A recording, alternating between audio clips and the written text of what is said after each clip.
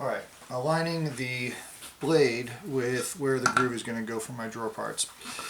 So I get into this habit of labeling the outside of the drawer, also making a mark to know which one is up.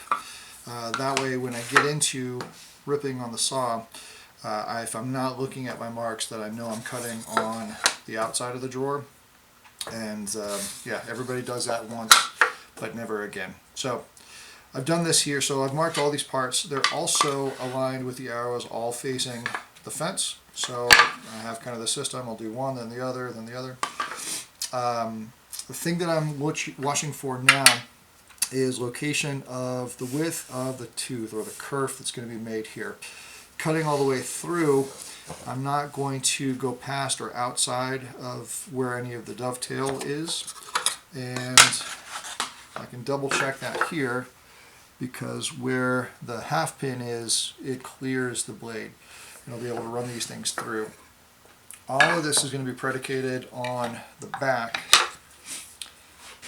This little pin here, I can't cut through that, otherwise I'm compromising glue strength on where my joint is.